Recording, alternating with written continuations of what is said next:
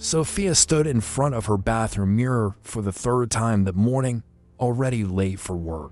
She was 32, worked as a receptionist at a dental clinic, and spent more time fixing her appearance than actually living. Her fingers touched her cheek, pulling the skin tight.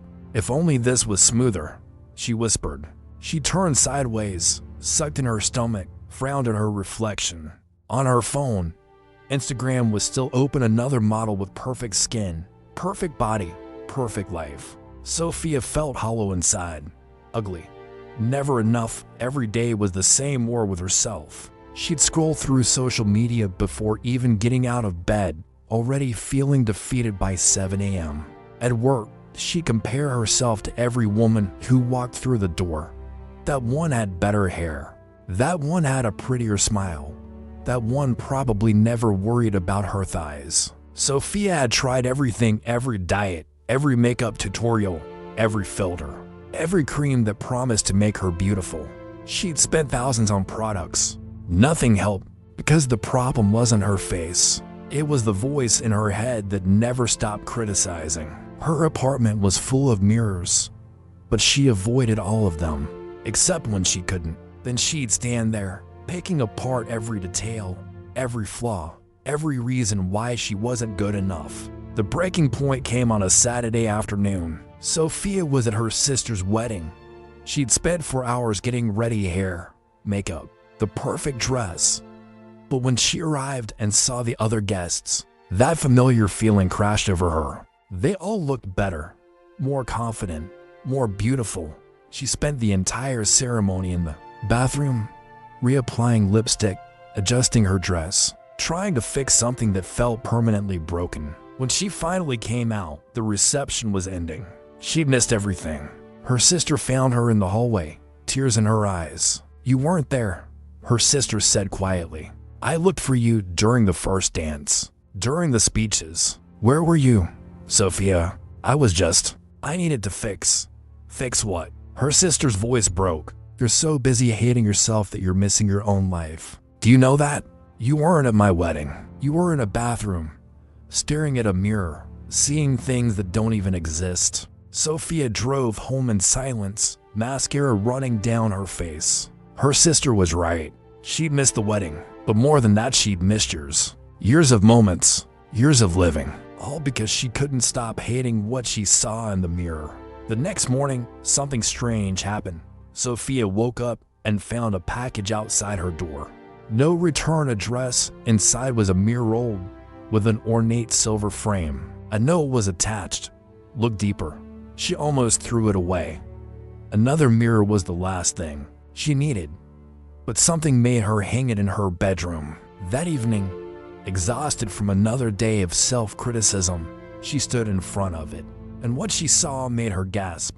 Her reflection wasn't different, same face, same body, but around her, like a dim light, she could see something else. Shadows, dark, heavy shadows clinging to her shoulders, her chest, her head.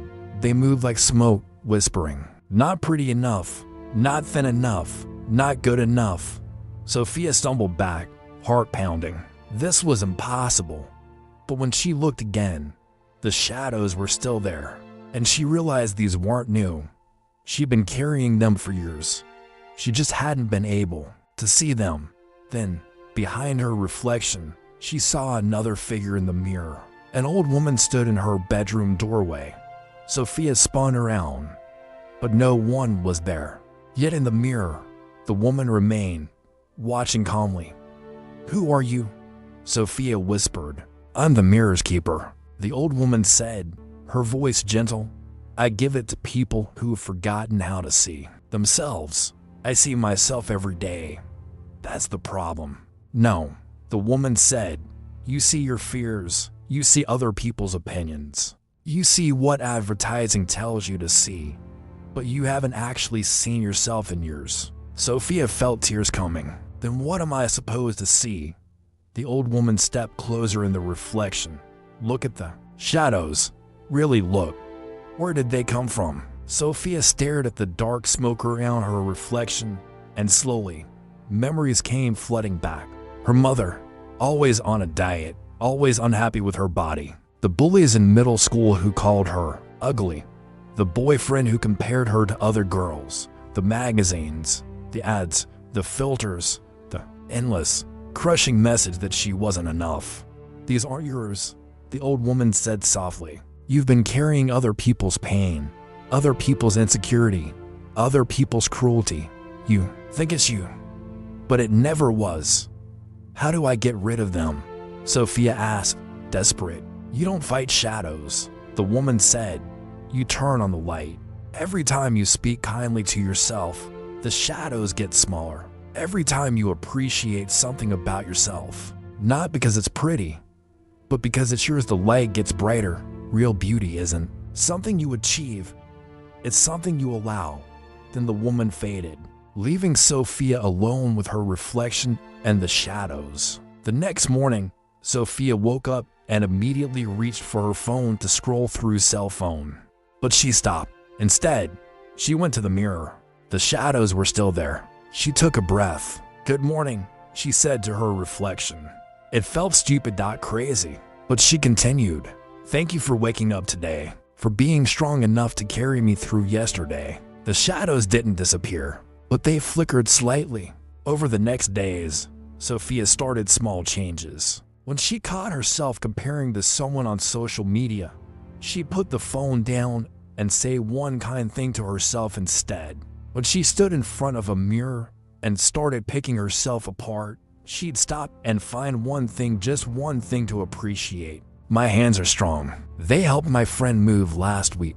My smile is genuine. People feel safe around me. My body carried me through a difficult year. It never gave up. It felt awkward at first, not forced. The old voice in her head screamed that she was being ridiculous, that she was still ugly, still not enough. But slowly, very slowly, something shifted. 1 week later, Sofia went to a coffee shop and saw her reflection in the window. For the first time in years, her first thought wasn't criticism. It was just neutral. That's me, she thought. Nothing more, nothing less. 2 weeks later, a coworker complimented her outfit. The old Sofia would have deflected, would have immediately pointed out something wrong with it.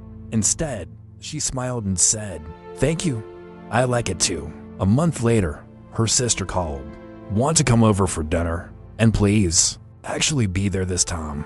Sofia went. No 4-hour makeup routine, no panic about how she looked compared to others. She just went, and at dinner, she laughed, she talked, she was present, fully, completely present. When she got home that night, she stood in front of the special mirror one last time.